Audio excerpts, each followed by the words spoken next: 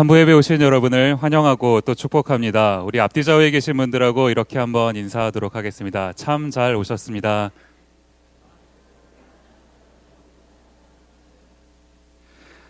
아킬레스건이라는 말을 들어보셨을 겁니다. 이제 이게 그 발 뒤꿈치에 있는 힘줄을 가리키는 말 아닙니까?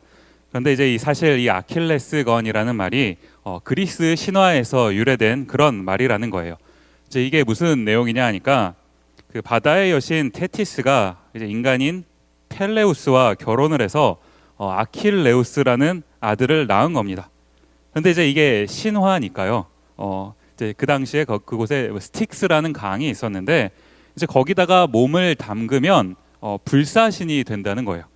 그래서 이제 이 테티스가 자기의 아들을 불사신으로 만들고자 그 스틱스 강물에다가 이 아킬레우스를 담근 거 아닙니까? 근데 이제 얘를 그 담갔다가 빼내야 되잖아요. 그러니까 이제 그 발목을 잡고 이제 담근 겁니다. 이제 잡고 있던 이 발목만큼은 담그지를 못한 거예요. 그래서 이제 그 발목 부위만은 불사신이 안 됐다는 겁니다. 이제 그렇게 하고 시간이 흘러서 트로이 전쟁 때 이제 트로이 왕자 파리스가 이 아킬레우스의 발 뒤꿈치를 화살로 쏴서 이제 죽였다. 뭐 이제 이런 내용을 담고 있는 그런 내용이더라는 거예요. 이제 이때부터 이제 몸에서 유일하게 상처를 입을 수 있는 곳이라는 의미에서 이제 뭐 치명적인 약점 이런 것을 이제 지칭할 때 우리가 아킬레스건이다 이런 말을 사용하게 되었다는 겁니다. 제가 가만히 보니까 이제 우리가 신앙생활을 할 때에도 이런 아킬레스건이요, 나의 치명적인 약점이 있더라는 겁니다. 이제 저는 오늘 이러한 관점에서 오늘 본문 말씀을 같이 한번 살펴보려고 하는 겁니다. 이제 오늘 저희가 같이 살펴보기를 원하는 말씀은 이 민수기 아닙니까? 여러분, 민수기가 뭡니까? 이게 뭐 어떤 여성분의 이름인가요? 민수기. 네, 저도 오랜만에 나와서 이제 긴장을 풀어보려고 노력을 하고 있는 겁니다. 이 민수기가 그 모세가 쓴 그 모세 5권 중에 한 권 그 책 아닙니까? 이제 이스라엘 백성들이 그 애굽에서 나와서 출애굽해서 광야 생활을 할 때 그곳에서 있었던 이제 내용들을 담은 기록한 그런 책이더라는 겁니다. 근데 저는 오늘 본문의 이 11장 전체의 내용을 이제 다 보기를 원하는데요. 이 사건 중에서 이 11장이 이제 어떻게 시작을 하고 있는지 그것을 한번 보고자 하는 겁니다. 11장 4절 말씀을 먼저 보시겠습니다. 그들 중에 섞여 사는 다른 인종들이 탐욕을 품음에 이스라엘 자손도 다시 울며 이르되 누가 우리에게 고기를 주어 먹게 하랴. 지금 여기 4절 말씀을 보니까 두 가지 부류의 사람들이 소개가 되고 있는 거 아닙니까? 하나는 다른 인종들이, 그런가 하면 다른 하나는 또 뭡니까? 이스라엘 자손도. 이게 이제 다른 인종 이렇게 얘기를 하다가 보니까 그 이스라엘 백성들이 출애굽을 할 때요, 이제 그 이스라엘 백성들과 함께 섞여 있던 수많은 잡족들이 있었다, 성경이 이렇게 기록을 하고 있는 거 아닙니까? 그래서 이제 이 다른 인종은 그러한 사람들을 가리키는 말이다, 뭐 이렇게 해석을 하는 경우도 있습니다. 그런가 하면 뭐 꼭 그럴 필요 있는가? 그냥 이스라엘 백성들 중에서도 이러한 사람 저러한 사람이 다양하게 있는 거다, 이제 이렇게 보는 시각도 있더라는 거예요. 근데 제가 설교를 준비하면서 이제 이 부분을 가만히 묵상을 하고 있는데 이게 뭐 꼭 두 가지 부류로 나눌 필요가 없더라는 겁니다. 지금 이 두 가지 모습이요, 다른 인종, 이스라엘 자손, 이 두 가지 모습 우리가 다 우리 안에 가지고 있는 모습들 아닙니까? 하나님의 선택된 백성이라는 정체성을 가지고 있는 이스라엘의 자손이라는 모습도 우리에게 있습니다. 근데 우리 안에는 또 뭡니까? 우리 안에서 자꾸 꿈틀거리는 다른 모습들이요, 이스라엘의 모습이 아닌 왠지 다른 인종의 모습들.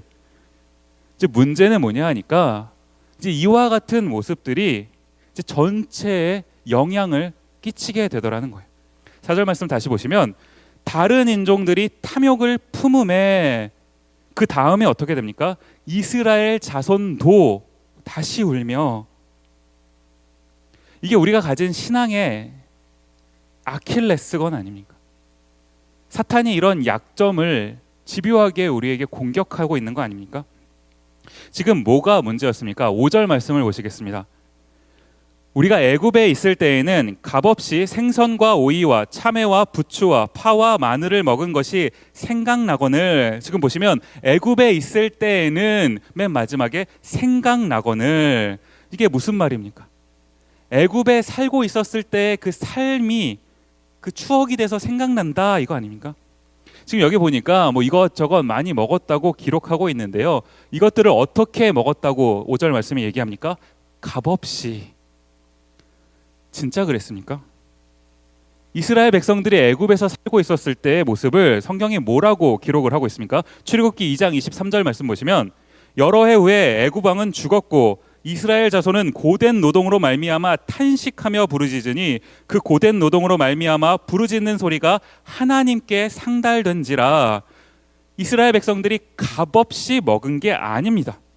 고된 노동을 하고도 그 목도 제대로 누리지 못했던 게 이스라엘의 애굽에서의 삶이었다라는 거예요. 그것이 자기네 현실이었는데 지금 광야 나와서 살다가 조금의 자신의 그 현실들을 보고 나니까 차라리 그때가 더 나았다, 이렇게 말하고 있는 거 아닙니까? 그러는가 하면 제가 이 부분을 이제 묵상을 하고 있는데 또 마음이 아픈 게 뭐냐 하니까, 지금 이 이스라엘 백성들이 광야 생활을 시작한 지가 뭐 수십 년이라도 됐습니까? 지금 이 민수기 11장에서의 시점이요, 민수기 10장 11절 말씀을 보시겠습니다. 둘째 해 둘째 달 스무 날에 구름이 증거의 성막에서 떠오르매. 이렇게 하고 이제 11장에 바로 이어서 기록되는 거 아닙니까? 지금 출애굽한 지가 이제 2년 남짓 된 겁니다. 그 2년 남짓 되는 시간 동안 무슨 일이 있었습니까? 하나님께서 10가지 재앙으로 애굽 땅을 초토화시키는 사건이 있었고요, 광야로 나오자마자 홍해를 갈라주시는 사건, 홍해를 건넌 이후에는 하나님께서 만나로 이스라엘들을 먹이신 사건, 얼마나 많은 은혜의 사건들이 이스라엘에 있었습니까? 그런데 왜 이 이스라엘 백성들이 그러한 하나님의 은혜는 하나도 생각하지 않고 애굽에 있었을 때만 생각이 나냐는 겁니다. 이게 너무 마음이 아픈 그런 모습 아닌가요? 이렇게 하면서 이제 이스라엘 백성들이 뭐라고 불평을 하는 겁니까? 민수기 11장 6절 말씀 보시면, 이제는 우리의 기력이 다하여 이 만나 외에는 보이는 것이 아무것도 없다 하니, 지금 이게 무슨 말입니까? 이것밖에 없다는 거 아닙니까? 그래서 이스라엘 백성들이 지금 이 때문에 어떻게 하는 겁니까? 11장 10절 말씀 보시면, 백성의 온 종족들이 각기 자기 장막문에서 우는 것을 모세가 들으니라. 지금 이스라엘 백성들이 왜 울고 있습니까? 만나만 있고 고기가 없다는 거 아닙니까? 제가 이제 설교를 준비하면서 이 부분을 이렇게 보고 있는데 충분히 이해는 가더라고요. 이 고기가 없는 삶이라는 게 상상이 안 가는 거 아닙니까? 저도 만약에 집에서 저희 아내가 고기 반찬을 계속해서 안 준다면 눈물이 나올 것만 같더라고요. 이게 뭐 진심이고요. 근데 지금 성경이 뭘 말하고 싶은 겁니까? 11장 9절 말씀을 올라가서 보시면, 밤에 이슬이 진영에 내릴 때에 만나도 함께 내렸더라. 지금 성경이 굉장히 담담하게 이 9절 말씀을 기술하고 있는 거 아닙니까? 뭘 말하고 싶은 겁니까? 밤에 이슬이 진영에 내릴 때에 뭐예요? 이 밤마다 이슬은 자연스럽게 언제나 항상 내리는 거 아닙니까? 하나님께서 이스라엘 백성들이 충분히 먹고 살 수 있게끔 적당하게 날마다 매일 하나님의 만나를 내려주셨고 그것으로 이스라엘 백성들을 먹이셨다는 거예요. 그런데 지금 이스라엘 백성들의 반응이 뭡니까? 왜 이 만나밖에 없냐는 겁니다. 왜 이것밖에 없냐는 거예요. 근데 이 모습이 마치 어디서 많이 보던 모습들 아닙니까? 하나님께서 날마다 우리에게 일용할 양식으로 먹이십니다. 내일 일까지는 모르지만 오늘 하루 살아갈 수 있도록 하나님이 힘을 주시고 은혜를 베풀어 주신 거, 이게 하나님 주시는 은혜 아닙니까? 하루하루 우리가 그렇게 살다가 보니까 우리가 다 오늘 이 자리까지 와 있는 거 아닌가요? 그런데 우리 안에서 자꾸 꿈틀거리는 다른 모습들이요, 다른 인종들, 이 뭡니까? 우리의 아킬레스건, 우리의 약점 뭐예요? 우리가 살고 있는 오늘의 현실 가운데 왜 나한테는 이것밖에 없냐는 거 아닙니까? 나도 뭐가 필요한데 저 사람은 뭐도 가지고 있는데 왜 나는 이것밖에 없는가? 이런 모습이 우리의 모습 아닙니까? 그러는가 하면 지금 이런 상황 가운데서 모세요. 지금 이 상황에서 모세가 하나님께 하는 말이 뭡니까? 민수기 11장 11절 말씀 보시면 모세가 여호와께 여짜오되 어찌하여 주께서 종을 괴롭게 하시나이까? 어찌하여 내게 주의 목전에서 은혜를 입게 아니하시고 이 모든 백성을 내게 맡기사, 그 다음 보시면 내가 그 짐을 지게 하시나이까? 13절 말씀도 보시면 이 모든 백성에게 줄 고기를 그 다음에 내가 어디서 얻으리이까? 15절도 보시면요, 주께서 내게 이같이 행하실진대 구하옵나니 내게 은혜를 베푸사 즉시 나를 죽여. 그 다음 보시면 내가 고난 당함을 내가 보지 않게 하옵소서. 지금 성경이 이 11장 말씀을 통해 지적하고 있는 게 뭡니까? 누구는 내가 배고프다 이렇게 불평하는 거고요, 누구는 내가 어떻게 이것을 해결합니까 이렇게 하고 있는 거 아닙니까? 문제의 초점이 뭐예요? 내가. 제가 이 하나님께 드리는 모세의 기도 속에서 한 구절을 보고 있는데 마음이 아픈 거예요. 15절 말씀 보시면 중간에 구하옵나니 내게 은혜를 베푸사 즉시 나를 죽여. 지금 이게 앞뒤가 안 맞는 말 아닙니까? 아니 어떻게 은혜를 베푸시는데 죽여달라고 할 수가 있습니까? 이 구절을 보는데 제가 문득 제가 보스턴에서 공부할 때 생각이 나는 거예요. 제가 이제 보스턴이라는 곳에 가봤더니 이제 버지니아에서 삶을 살다가 보스턴으로 넘어가 살게 됐는데 가봤더니 장난이 아닌 거 아닙니까?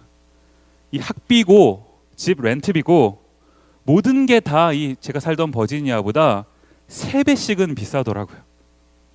이제 이렇게 하고 사니까 하루하루를 이렇게 숨쉬고 살아가는데 내가 보스턴이라는 땅에서 숨쉬고 있는 것이 마치 죄를 짓고 있는 것 같은 이제 그런 기분이 저한테 드는 거 아닙니까? 렌트비가 한 달에 2,000불 이상씩 매번 나가니까. 제가 이제 밤마다 제 아내와 저희 아들을 붙잡고 매일같이 하나님께 했던 기도가 이제 뭐냐 하니까 하나님 살려주세요 라고 기도를 했습니다. 저한테는 참 저 나름대로 길지는 않았지만 힘든 시기였던 것 같아요. 근데 제가 이제 설교를 준비하다가 보니까 그래도 저는 살려달라고 기도를 했더라고요. 근데 모세는 여기서 뭡니까? 죽여달라고 기도하고 있는 거 아닙니까? 저도 진짜 힘들어서 살려달라고 기도를 한 건데 이 죽여달라고 기도를 할 정도면 도대체 얼마나 힘들었던 건가? 이제 이런 생각이 드는 거 아닙니까? 이제 우리가 인생을 살면 각자 나름대로의 고민과 문제들이 있습니다. 이제 문제는 뭡니까? 이런 고민이 있을 때, 문제를 만날 때 이것을 대하는 우리의 자세요. 이 11장 뭘 지적합니까? 내가 그 짐을 지게 하시나이까? 내가 어떻게 그것을 할 수 있습니까? 내가 고난당하는 것을 내가 보지 않게 하옵소서. 지금 성경이 이것을 지적하고 있는 거 아닙니까? 이제 이스라엘 백성들의 상태가 이쯤 되니까 이제 하나님이 응답을 하십니다. 민수기 11장 18절부터 20절까지 말씀 보시면 또 백성에게 이르기를 너희의 몸을 거룩히 하여 내일 고기 먹기를 기다리라. 너희가 울며 이르기를 누가 우리에게 고기를 주어 먹게 하랴. 애굽에 있을 때가 우리에게 좋았다 하는 말이 여호와께 들렸으므로 여호와께서 너희에게 고기를 주어 먹게 하실 것이라. 하루나 이틀이나 닷새나 열흘이나 20날만 먹을 뿐 아니라 냄새도 싫어하기까지 한 달 동안 먹게 하시리니 이는 너희가 너희 중에 계시는 여호와를 멸시하고 그 앞에서 울며 이르기를 우리가 어찌하여 애굽에서 나왔던가 함이라 하라. 하나님이 응답하시는데 그 응답이 뭡니까? 고기를 주시겠다는 거예요. 하루나 이틀, 며칠만 주시는 게 아니라 냄새도 싫어질 때까지 한 달 동안 주시겠다는 겁니다. 이제 어떤 분들은 이 본문 보면서 할렐루야 하는 거 아닙니까? 고기를 한 달 동안이나. 근데 여러분 이게 하나님의 은혜인가요? 지금 하나님이 이스라엘 백성들에게 고기를 왜 주십니까? 20절 말씀 보시면 중간에 이는, 이 이는이라는 표현이 정말 중요한 거 아닙니까? 뭐예요? 이는 너희가 너희 중에 계시는 여호와를 멸시하고 그 앞에서 울며 이르기를 우리가 어찌하여 애굽에서 나왔던가 함이라. 하나님 앞에서 우는데 그 이유가 뭡니까? 나에게 채워지지 않는 뭔가 그 불만, 그것 때문에 이스라엘 백성들이 울고 있었던 거 아닌가요? 그렇게 하면서 지금 애굽을 그리워하고 있는 거 아닙니까? 하나님이 이걸 지금 뭐라고 말씀하십니까? 여호와를 멸시하고. 근데 저는 이 다음에 바로 이어지는 모세의 대답이요, 지금 하나님이 이렇게까지 말씀하셨는데 바로 이어지는 이 모세의 대답, 이게 참 마음이 아프더라는 겁니다. 21절과 22절 말씀 보시면 모세가 이르되 나와 함께 있는 이 백성의 보행자가 60만 명이온데 주의 말씀이 한 달 동안 고기를 주어 먹게 하겠다 하시오니 그들을 위하여 양떼와 소떼를 잡은들 조카오며 바다의 모든 고기를 모은들 조카오리이까. 차라리 아까 전에 모세는 죽여달라고 떼를 쓰기나 했습니다. 지금 이 상황에서는 하나님의 말씀 앞에 모세의 태도 보니까 조목조목 반박하고 있는 거 아닙니까? 불가능하다는 거예요. 기대감이 없는 거 아닙니까? 이게 남의 모습이 아니더라고요. 사실 우리는 이 모세의 입장을 충분히 이해할 수 있는 거 아닙니까? 이게 상식적으로 이게 어떻게 가능하냐는 거예요. 지금 이 출애굽한 이스라엘 백성들이 장정만 60만 명이라고 기록을 합니다. 한 가정당 4명씩만 잡아도 200만 명이 넘는 사람들 아닙니까? 이 많은 사람들에게 어떻게 한 달 동안이나 고기를 먹이겠냐는 거예요. 지금 차분하게 하나님께 불가능을 말씀드리고 있는 이 모세의 모습이요, 모든 것을 포기한 듯한 이 모습, 꼭 우리의 모습은 아닙니까? 어느 날 400억 원의 빚을 진 남자라는 책을 쓴 유자와 스요시라는 분이 있습니다. 이제 이 어느 날 이 유자와 씨라는 분의 아버지가 돌아가신 거예요. 이제 이 유자와 씨가 맥주 회사를 다니고 있었는데 아버님이 이제 중소기업을 운행하시다가 이제 돌아가시면서 유산을 남겨주신 겁니다. 이제 뭐냐 하니까 두 가지인데, 하나는 파산 직전의 회사, 그리고 다른 하나는 그 회사의 빚 400억 원. 이게 뭐 말이 유산이지 유산입니까? 이때가 이 유자와 씨가 36살 되던 해라는 거예요. 이제 내가 이거를 뭐 받을 것이냐 말 것이냐 생각해 볼 겨를도 없이 회사 직원들이 이제 자기를 사장님 이렇게 부르기 시작하더라는 겁니다. 그렇게 하고 있는데 이제 은행에서도 이제 독촉이 막 오는 거 아닙니까? 이제 유자와 씨가 갚아야 될 돈은 하루에 1,050만 원씩이고, 하루에요.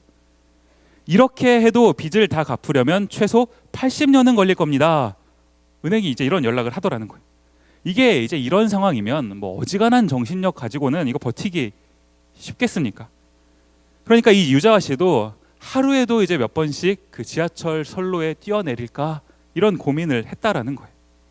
근데 어느 날 문득 이 유자와 씨 머릿속에 드는 생각이 뭐냐 하니까, 불가능해 보이기는 하는데 만약 내가 이 빚을 다 갚게 된다면 그 내용을 가지고 책을 한 권 쓰고 싶다, 이런 생각이 들더라는 거예요. 그렇게 하고는 이제 실제로 16년 뒤에 그 빚을 다 갚고 책을 쓴 거 아닙니까? 이 책이 이제 그 책이라는 거예요.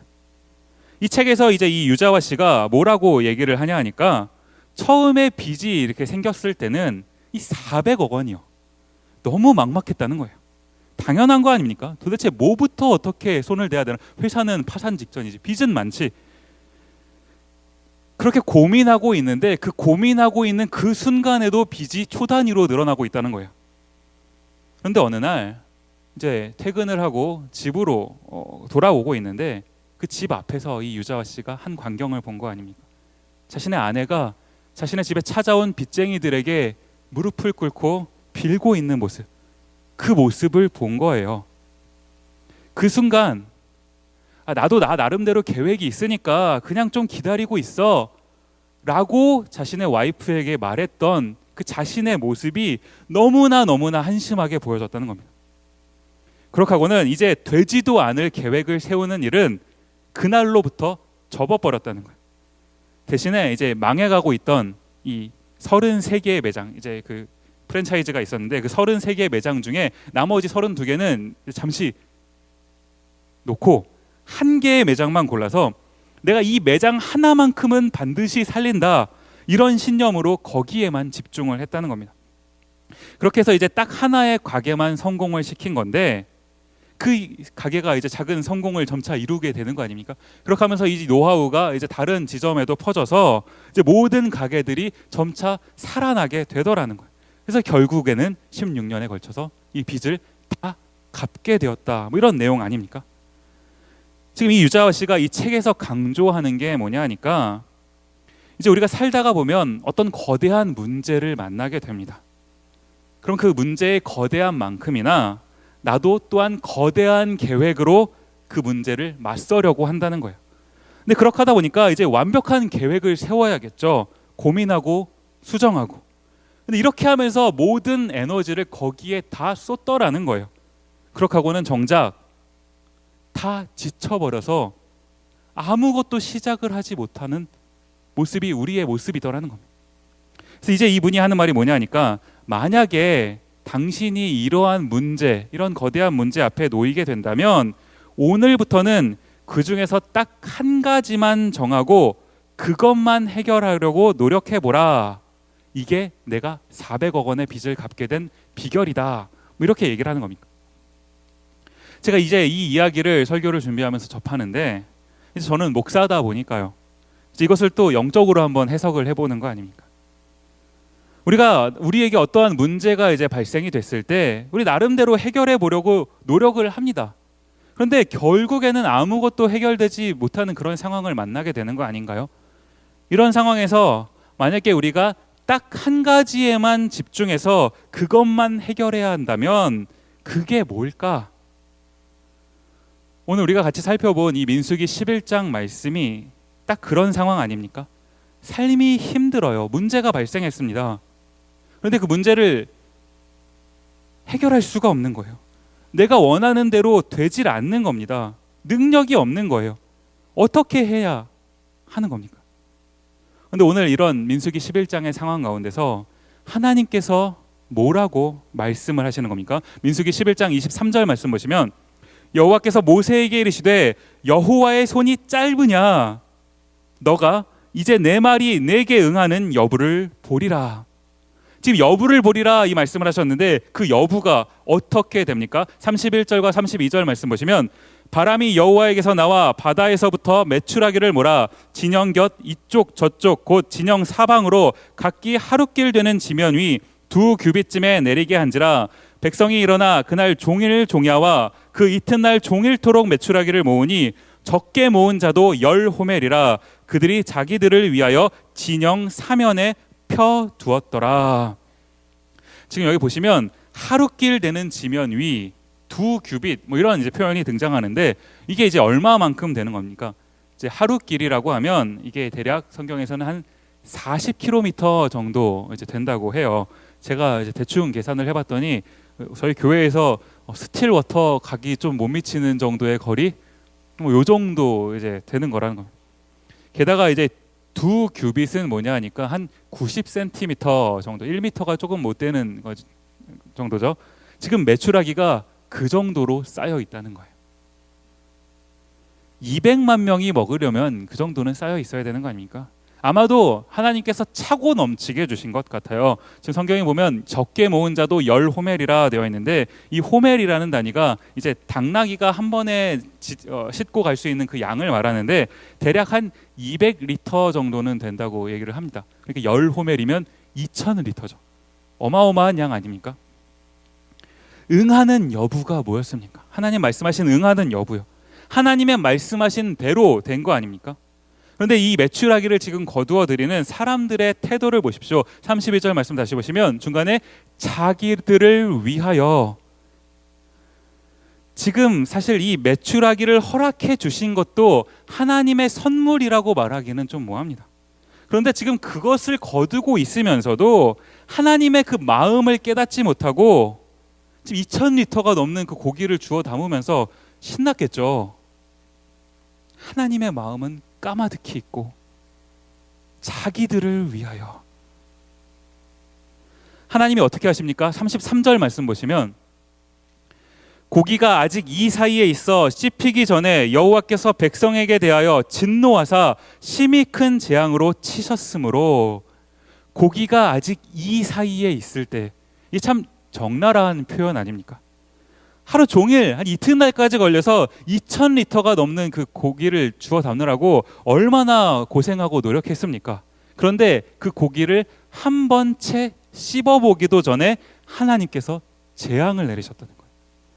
그렇게 하고는 이들을 하나님께서 뭐라고 말씀하십니까? 34절 말씀 보시면 그곳 이름을 기브롯 핫다와라 불렀으니 욕심을 낸 백성을 거기 장사함이었더라.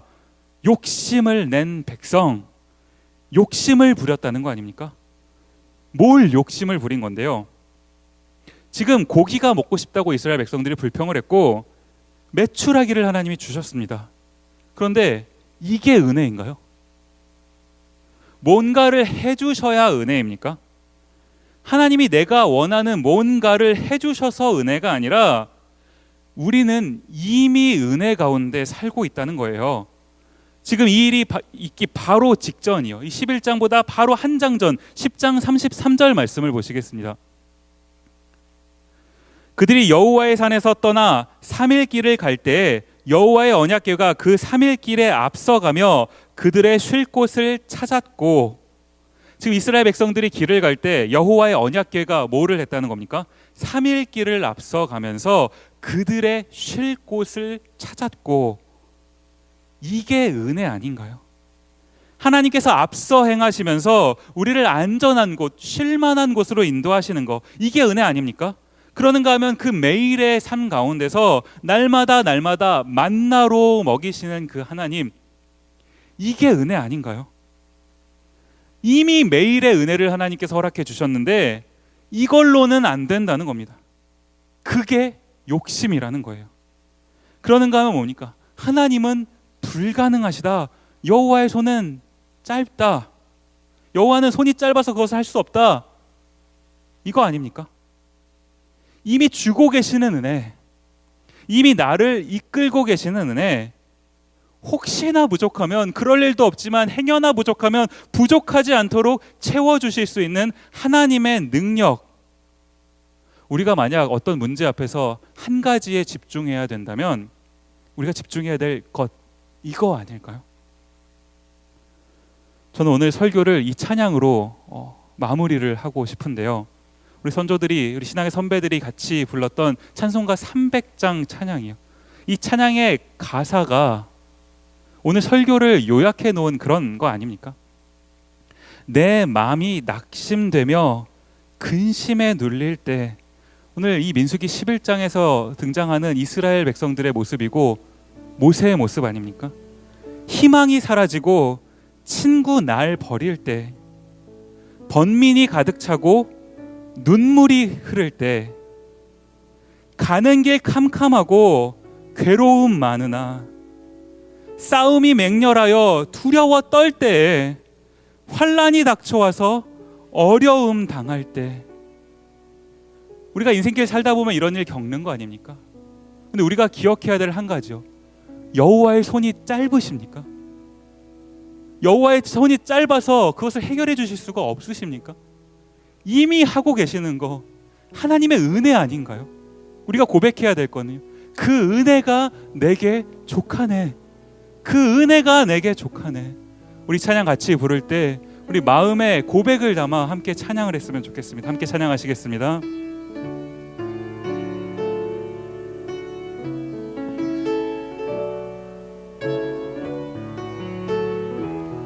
함께 찬양합니다. 내 마음이 낙심되며, 내 마음이 낙심돼 근심에 눌릴 때, 근심에, 이럴 때 우리 주님 어떻게 하십니까?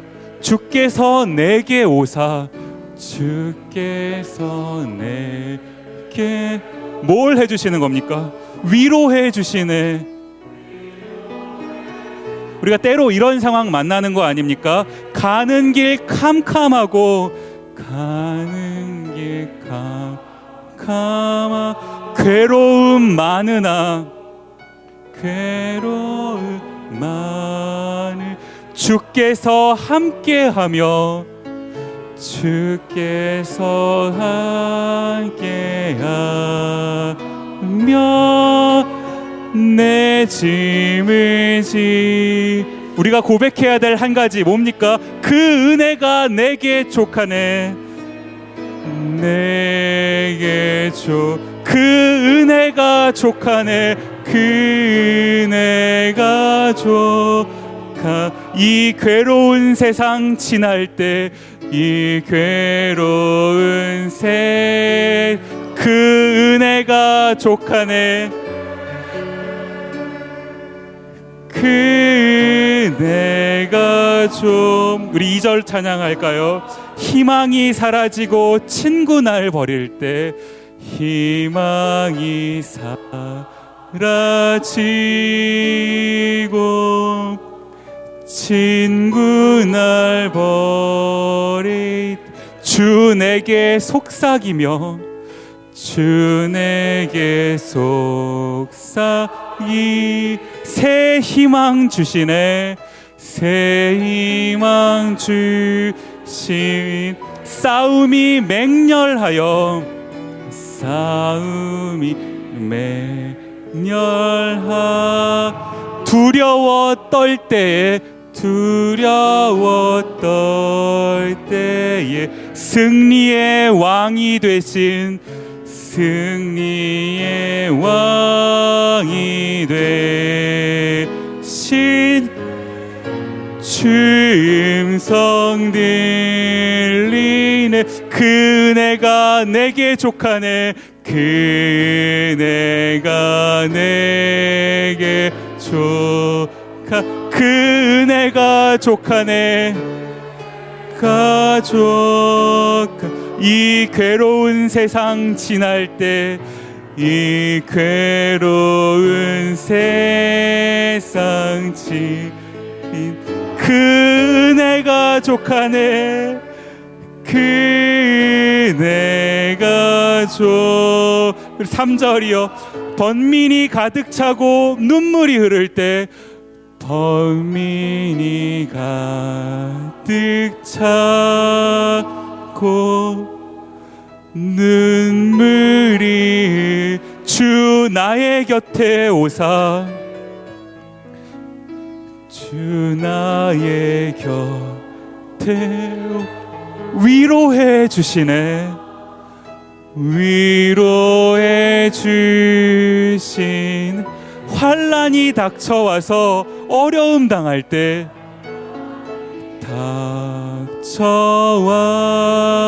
닥쳐와서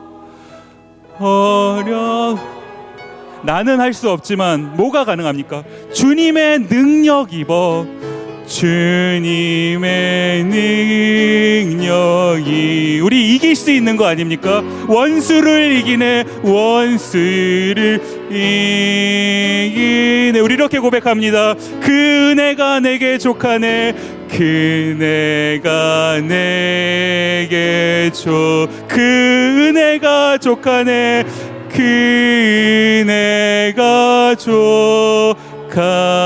이 괴로운 세상 지날 때 이 괴로운 세상 지날 때 그 은혜가 족하네. 그 은혜가 족하네. 반주를 계속 부탁드리고요. 지금 잠시 눈을 감고 우리 하나님께 잠시 기도하는 시간 갖도록 하겠습니다.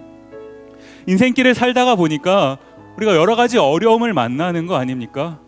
그럴 때마다 우리의 연약한 모습, 우리의 치명적인 약점 뭐예요? 하나님이 날마다 베풀어 주셨던 그 은혜는 새까맣게 잊어버리고 오늘 나의 이 순간의 모습 때문에 불평하고 있는 거, 이게 우리의 모습 아닙니까?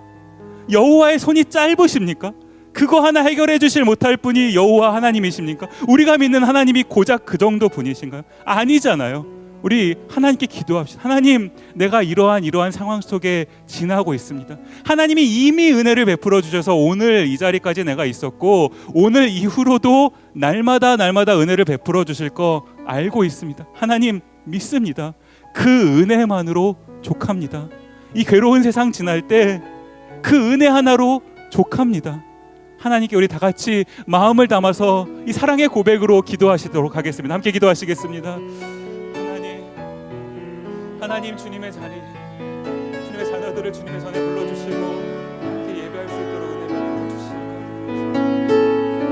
아버지 하나님, 인생길 살다가 보니까 아버지 하나님 여러 가지 어려움들이 우리 가운데 있습니다. 하나님 주신 은혜는 새까맣게 잊어버리고 불평을 했던 나의 모습들, 하나님 이 모습들을 하나님 용서하여 주옵소서. 매일 베풀어 주셨던 그 은혜, 오늘도 베풀어 주시고 앞으로도 베풀어 주실 그 은혜 하나면 족합니다. 그 은혜를 의지하며 나아갑니다.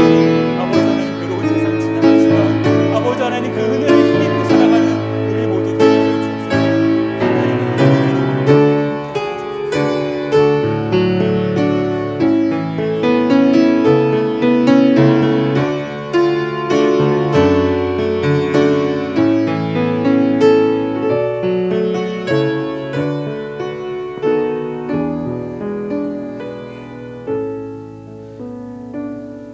고마우신 아버지 하나님, 감사합니다. 저희를 불러주시고 함께 하나님을 예배할 수 있도록 하신 것 감사합니다.